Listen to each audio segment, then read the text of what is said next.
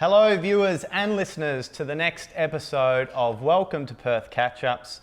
I've got two superstars with me today actually. Feeling very privileged to be sitting in the company of the great Eric Powell, and we've got Carl Cox. I don't think they need much of an introduction from a music perspective, but the boys are over here. They've got 3 shows happening Saturday actually, which is today when you'll be listening. Saturday Out of the Court, which is sold out, and then they've got another one which is Pure, and that's going to be at Metro City, and then a third show which is also Pure edition number 2, which is at it's actually the old Capitol, so Magnet House and Amplifier Bar, as well as Edison. So looking forward to seeing you boys do your thing shortly, but I've heard you've just been down to Margaret River. How are we? Yeah, well, I'm great. Yeah, pretty chilled and relaxed actually. It's nice down there. You've been over here for the last couple of weeks, so obviously over from Melbourne. So I'm sending a lot of love to our Melbourne friends. How's the last 2 weeks been? It's been great. Well, we had to get early because Melbourne went into a shutdown, and when we found out that was going to happen, we jumped on a plane, got here 2 weeks early, right, and then decided to go down to Margaret River. Tough place to have to spend a bit of time. That's what we were saying to people, weren't we? Yeah, it was like, oh my God, we're going to get into Margaret River. The stress of it all, you know. It's amazing though, because I really have heard a lot about the Margaret River, especially with the wineries down there, and the beaches, of course, and the surf that's down there as well. You know, people always talk about these things, but when you actually go there and you actually see it for what it actually is, now you know the reason why people drive all the way down when they get to Perth to Margaret River, because it's not just down the road. Some people go, yeah, it's just down the road.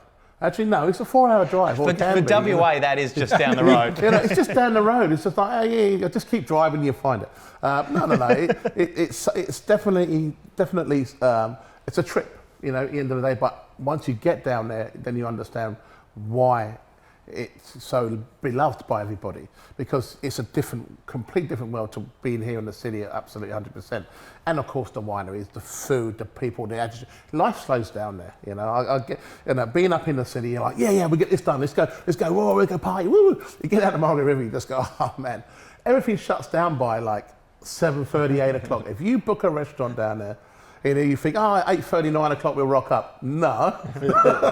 It's dead, it's over, it's done. That's in the week. In the weekends, it may be 9 o'clock, you know, 9:30 is like... They're sweeping you out at 9:30. It's like, oh, okay. They've got to get surfing the next morning. And I love that. It's very endearing, I have to say. So I imagine your schedules have calmed down a little bit, because you normally wouldn't be able to have, take as much time off. So positives in a pretty tough last 18 months. Yeah, without COVID, we probably wouldn't have got to Margaret River. We'd have flew into Perth, done the gigs and flew out again. I went to Margaret River 19 years ago, and every year I've been intending to go back. Even this time when we were driving up there, it was like, and it was a 3.5 hour drive. I was saying, is it a good idea? Is this? And then we got there and it was incredible. We got a couple of friends there as well. So Ben Stratton, the Hawthorne. So yeah, he took us to Fishbone. Yeah, which is the Japanese for lunch. It was great, wasn't it? Yeah, you've got a nice bit of grass and you're looking out at the vineyards. Yeah, but you know what's really interesting though? As soon as you go out on the grass, you've got this massive mobile tower. I don't think they can move that. I don't think they can. It looks so out of sorts. You go, oh, this is really...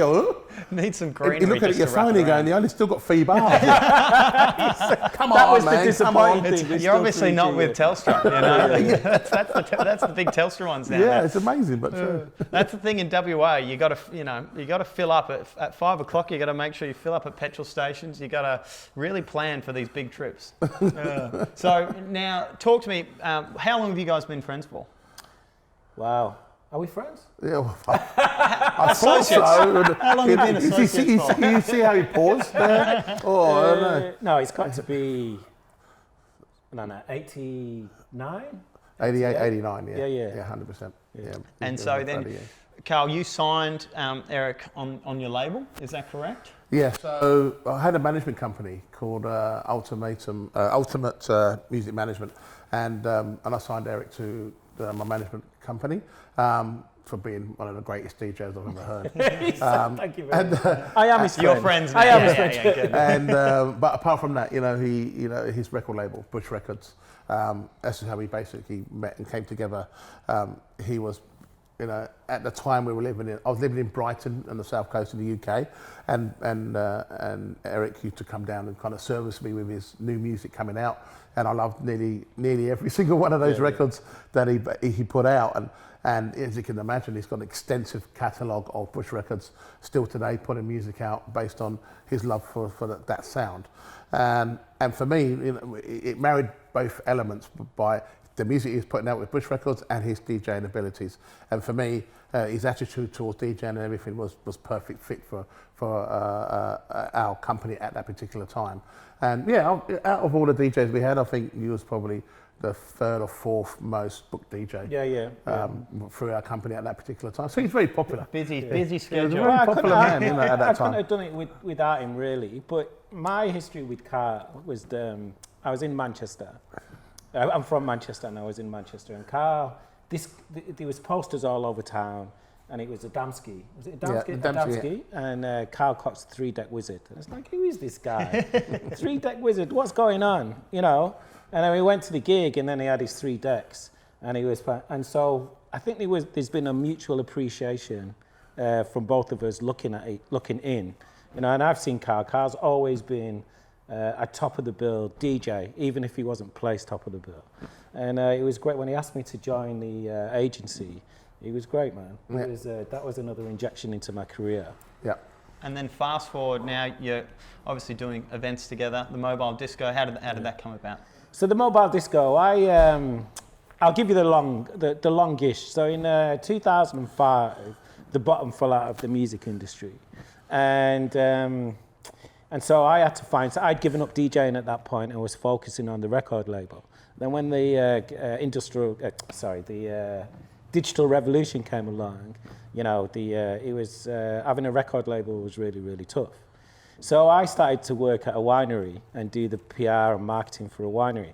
They asked me to go and look at all the local wineries, check out what they were doing. Tough job. It was hard. It was really, and then he came with me. We go for lunches, and then we ended up going to this particular winery or restaurant that was in a winery called Stillwater, and the chef there, Zach Poulier. He used to work in the UK at a Michelin star restaurant, and he came out and he used to go to a club called Club UK, and so he knew us and we started to talk. It was a fantastic place, and we decided to do one party which was called the Mobile Disco, because that nobody expected us to do a mobile disco, generally do a mobile disco. It was for 100 people, 150 people, and then fast forward 10 years and we're playing to 10,000 people. So it grew exponentially, didn't it? It was friends and family. We've never done any posters as such, and it's always been the people that have been to the event invited more people, and that invited more people. And there's generally there's 6 degrees of separation, and people have an investment in it, don't they? So that's how the mobile disco grew, and this is our first mobile disco in Perth. We've never done one before. And it's sold out. And it's sold out. You did try to do it a few weeks ago. That's right. Yeah. Unfortunately, COVID. You guys flew over here, and then on the Friday, so the day before the show, snap lockdown. So we got here on Thursday, didn't we? And then I'll let you carry on with this. Yeah. So me turning up to do this was like really exciting, because we just haven't played for many months, and also to leave Melbourne at that particular time to go to Perth was like, oh my God, we're actually making a trip. Yep. This is just surreal. And we landed and there's no masks. We came down to the town, we were kissing babies, high-fiving everybody. Everyone's skipping around, we're enjoying life, enjoying the sun, going out on our walks, down at the foreshore. It's just fantastic. And then we're watching the news and it's like, oh, we're going into snap lockdown and everything's shut for the weekend.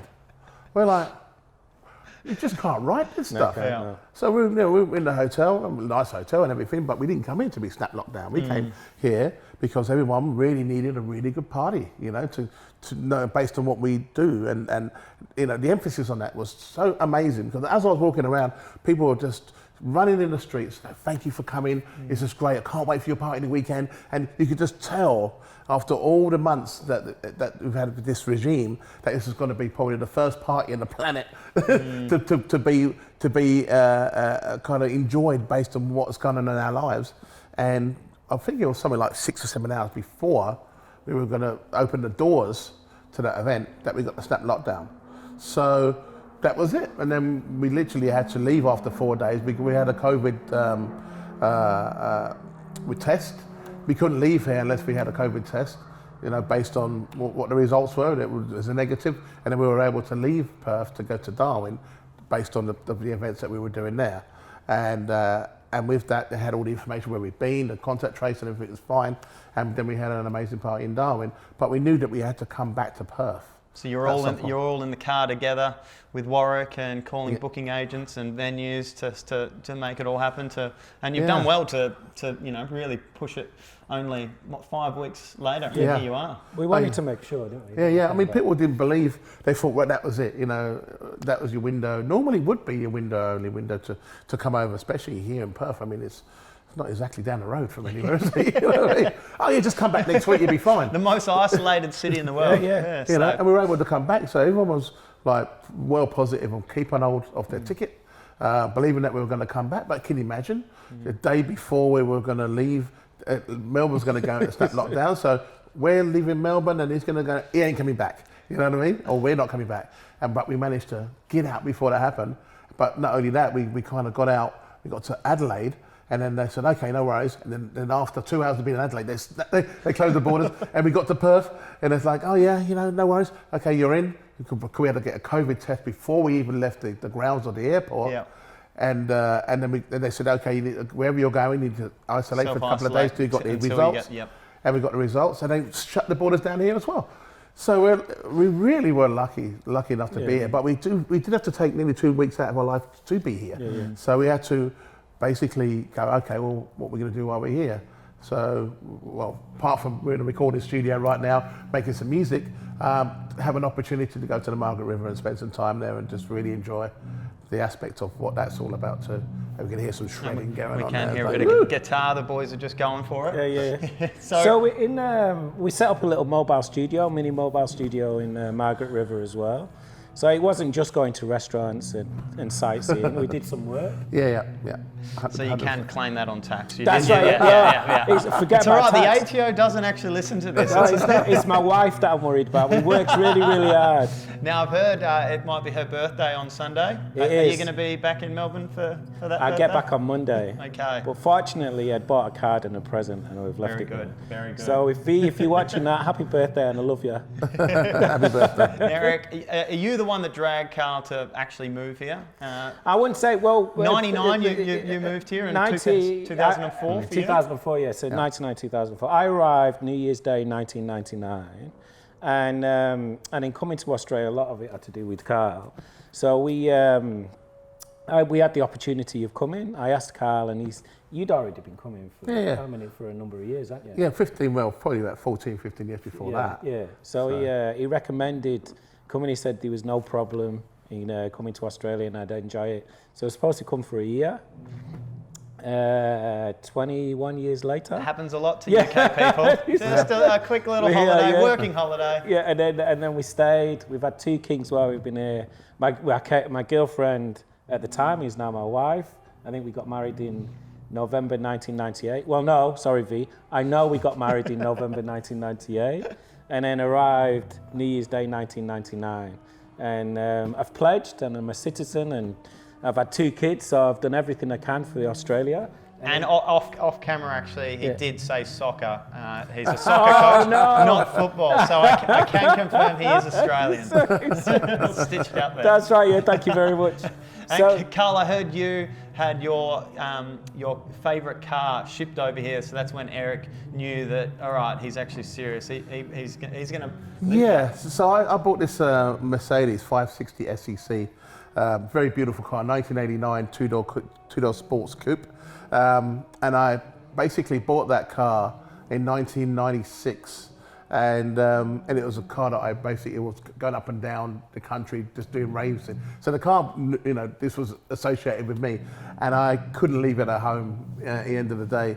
So I shipped it over here as my car for historic reasons, and it still looks the same, drives the same as it ever was, and in fact it's actually worth a bit more money here than anywhere else. So I was quite fortunate to be able to bring out such an example, but it's fantastic to be able to still drive that car as a part of my own inimitable history. And 2013, you started your own motorsport company.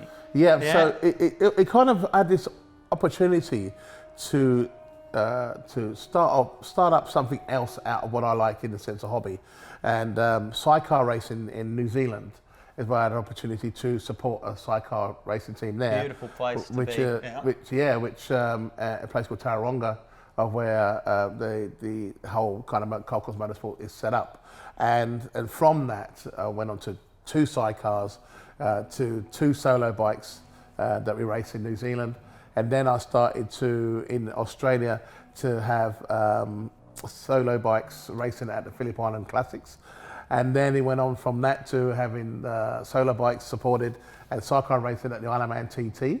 So it was really... Have you had many wins? We had 4 wins on the 3 wins on solo bikes with Michael Dunlop. Yeah. And we've had 2 wins with sidecars on third and the second spots, and we had 2 top 10 entries. And so is the plan to go global with this company? Well, it's kind of like the only thing that will take it global is me, with my own drag car racing team that I have now collated, and I've been basically working towards eventually taking the team to the UK, Europe, and possibly back to the US, and take my car back to the US and race those guys there with my car. Yeah. But you know, they do this as a job. Mine is just a hobby. You know, they're in their cars in every weekend racing, where I'm kind of sporadic in that way. Yeah. But still, you know, creating good times, quick times with my cars. I've got 2 drag cars here in Australia that I basically race. I'm looking to come to Perth at some point with my drag car. Yeah. Wow, it's big here as well. What's your quickest time? So the fastest car and the quickest time I've been is 5.9 seconds at 251 mile an hour, quarter mile. So Warwick's here off camera at the moment, but next time you book these gentlemen, you're going to have to also book maybe a race as well. That's going to be part of the contract. So hobby for you, Carl, and what about you, Eric? What do you do outside of music? You know, what's your passion? Music is my passion. I'm really lucky that my passion and my career is music. So it's more or less 100%. And then family. What would you say? Is there anything else? I love sports. Yeah, absolutely. You soccer, know, I go to any soccer. Football. I love football. Soccer, but I love all sports. I really, really love AFL as well. Yeah. So I'll go to quite a few games. But you know, music's it's everything. You know, all different types of music, and that's one of the reasons why Carl and I managed to be able to do Pure, which is a techno-focused event, and then do the Mobile Disco, which is just guilty pleasures, isn't it? Everything from reggae to drum and bass to jazz to funk, and then house, you know, later on. So yeah, you know, there's not much room in there apart from music. Yeah. And then family, you know. And coaching. I coached my kid, but he sacked me. I coached my son for a while. He did. The manager got sacked. Yeah, he sacked me. He said, "Dad, I can't do this anymore." Too embarrassing. No, yeah. And so I haven't coached since. It was a few years ago now, but we won a few games. You came, didn't you? Mm-hmm. Yeah. Love it. And so you guys have been coming to Perth for years. So first time you came to Perth, 99? It was probably 99, yeah. Probably. And for you, Carl? Yeah, I think it's a bit earlier than that. I can't remember exactly. Do you remember when I first came? Was it not? Yeah, it was 93, we got Dr. Packer. Dr. Packer off camera as well. Just he can confirm. That's right. 92, Fremantle Passenger Terminal. Wow. That was one of the parties that I mentally scarred by. Why is that? To see a passenger, ship come in, and with all these people just looking over the top, thinking, what the hell's going on down there? And I'm DJing away and everyone's still jacking the house and just going mad. I was like, oh my God, I don't think we're ever going to see that ever again anywhere. You just saw this ship come, this cruise ship, go like this, block out all whatever sun that was going on. And people just watch us going, what is going on? I'm thinking, wow, that's an entrance to Perth, that is. Well, welcome to Perth. And so, and what time was that? That probably would have been about 7 o'clock in the morning. By that time. We were told to stop the music now because people are coming in and we all need to go home now. You know? Yes, everyone was going well at that stage. It was going really well still. And so, Eric, you've all those years you've been coming back to Perth, you would have seen it change a fair bit. You're staying at the Ritz-Carlton at the moment? Staying at the Ritz-Carlton. Is it Elizabeth Quay? Elizabeth Quay, yeah. Elizabeth Quay, it's incredible. You know, you can see it as a major tourist destination. But the amount of people that are walking, riding bikes and running, I think people use it as a health. There's a great loop. We've enjoyed it. I mean, that's where we got stuck when we had to isolate. So it wasn't a bad place to be stuck, but at the same time. Good view. Yeah. And then we came back and we're back at the Ritz-Carlton, aren't we? Well, all the many years I've been coming to Perth, I've always stayed at the Duxton Hotel. Yeah. And had many great memories of being in that hotel, especially with the Big Day Out crew. Yeah. And where I'm in the Ritz-Carlton, you can see the Duxton. I'm just like, walls can talk. Absolutely. Do you want them to talk though? Hell no. It was off the time. We'll do that interview number 2. We may have to change the names to protect the innocent. And so I know you went to a restaurant the other night as well. Which one was that one? So in Margaret River was at Mickey's Japanese restaurant. Yep. Now, when it got booked, a friend of ours booked it and said, we're going to go to Japanese. I was like, sushi, sashimi, some dragon rolls and that sort of stuff. Forget about it. It is so high end, so delicate in its taste, and they explain every single dish that we were given and everything. It was an experience beyond belief, actually. Probably one of the best Japanese meals I've ever had outside of Japan. I agree. It was phenomenal, actually. We wasn't expecting that at all. But we went to Mori's. Mori's is a tapas, which was very Spanish, wasn't it? It was really Spanish. It was like being in Spain. It was really like being there with all the dishes that came out. Staff was fantastic. It's so funny going around actually in Margaret River because you could tell all the people that they kind of like, Carl Cox is here, you know, and they're all trying to be like, oh yes, Carl, well this is blah blah blah, and, yeah mate, and then after they finish, oh my God, Carl Cox in the picture, gotta get it all, get the kitchen out, you know, it's incredible how they got to keep it together. Trying to keep it together where it flips, but it's really endearing, you know. Everywhere we went, we were really people were pleased to see us because they know that we've made the trip, but also by what they want you to experience and enjoy. And I felt that was the very thing that was amazing. The tuck shop was probably the first place we went to. Yeah, so we tuck shop was the first place we went to. Went to the Cullen winery for lunch. Yeah, beautiful spot. And no big antenna there. Not at the Cullen, no. Not that we could see. And that was, and there was a guy there at the Cullen, their sommelier. Yeah, he was from Spain. He was Spanish, and he had a sweatshirt from. I mean, it looked like he wore it when he was 11, right? Yeah. It looked like, and he brought it with him, and he must have had it for. Well, he's got to have had it for what, 15 years? Yeah, a long time. 15 years, and he brought it in and asked Carl to sign it. Yeah, which was. We were like, we're in the Margaret River, and the winery called what? There's this space T-shirt. That's fantastic. He was just going there every day, just waiting and just hoping. One day he's got to come. Yes. Who's here? Yeah. So he went to the Cullen, and then where else? We went to Fish Barn, which was fantastic. This was a really nice one. And we don't want to miss anyone out because everywhere we went was fantastic, and the food was great, and the people were great. And the White Elephant. And you guys are foodies as well. You do? Yeah, we like our food, as you can tell. Or bought and paid for. That's right. Yeah. And so, what's your favourite nightclub in Perth that you've been to? Well, I think it's got to be Geisha Bar.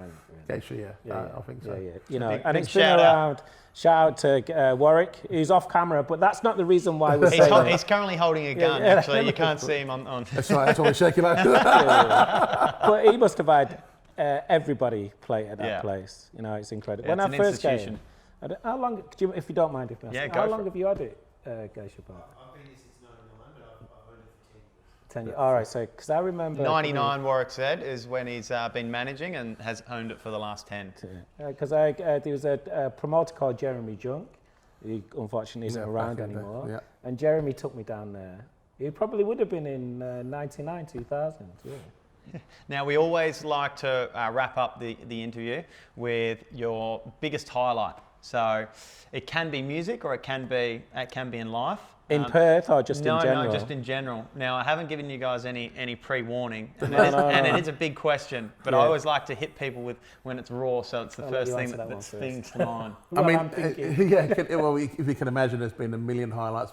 I suppose one of my highlights, especially in music and my own performance, was when I performed at Berlin's Love Parade around about 94, 95, 96, over to 1.8 million people. Wow. Now, this is something to behold when you actually see that amount of people. How does that physically work?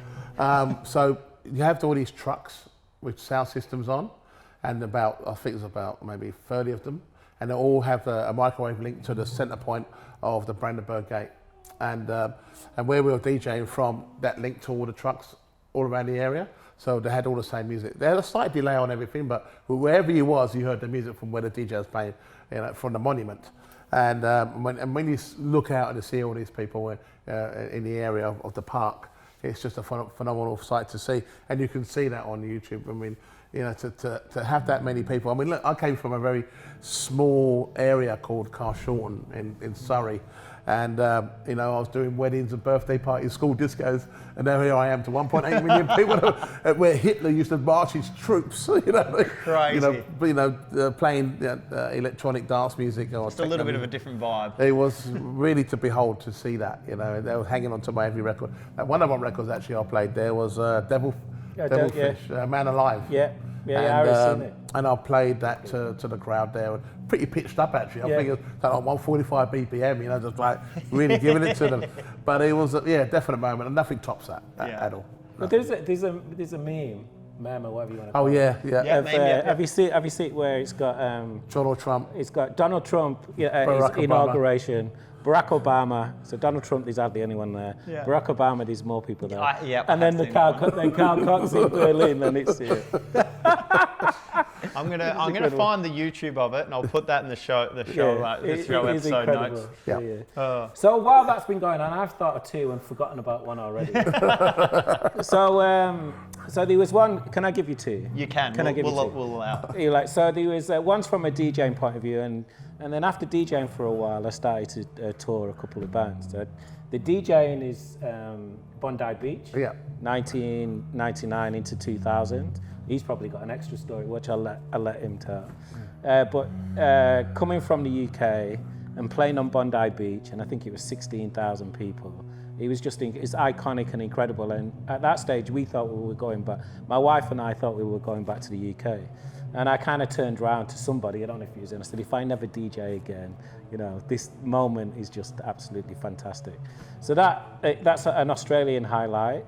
And then another highlight from touring is I toured Chic, and we did the Opera House, and now Rodgers and Chic, and going backstage at the Opera House, being on stage, it's incredible. And again, coming to Australia and being able to put on a sold-out show at such an iconic place was incredible. So they're my two highlights. But if I just let very good Australian highlights too. Well done. You added that for extra points, didn't you? So, and he's probably got a little bit of an extra story about the Bondi Beach 1999 show. Yeah. So the whole thing about the millennium, the Y2K scenario, planes going to fall out of the sky, everything's going to reset to zero and all this sort of stuff. And here we are with technology waiting for it to happen. And it didn't, of course, So I saw 2000 with Eric. We was there at the time at Sydney, at the Pavilion at Sydney.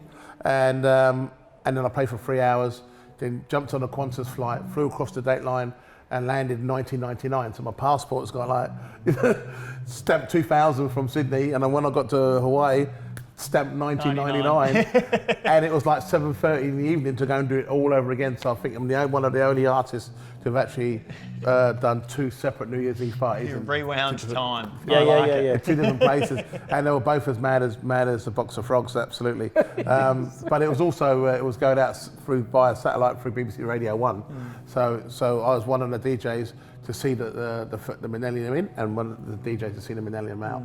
After 24 hours. You're so probably the only DJ to do 2 New Year's Eves in one go.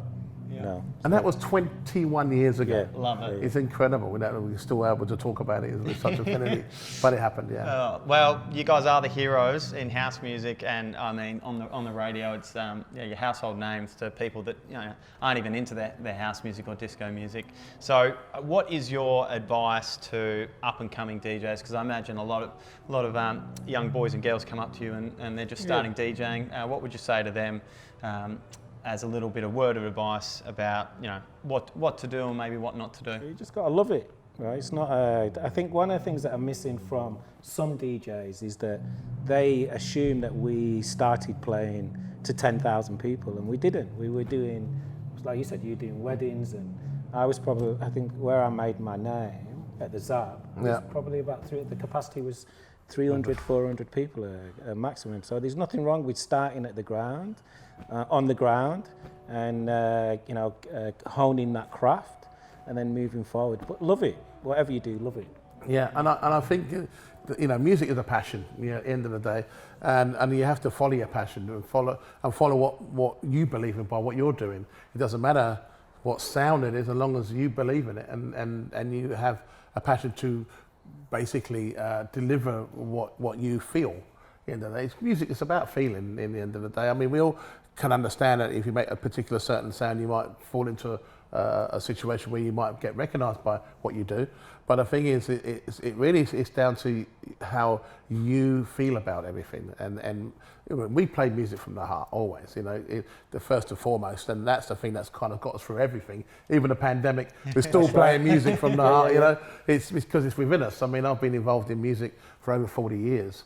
And I still love it still today, if not more. I mean, we were driving back from the Margaret River and put us a drum and bass, and I'm just like, I'm like, Eric, check this out. He said, shut up, talking, drive. But I have to listen to this break. I mean, that's crazy that we still have that energy, passion for it, and that's what I feel that some people who make it, who have that passion, and the ones that don't.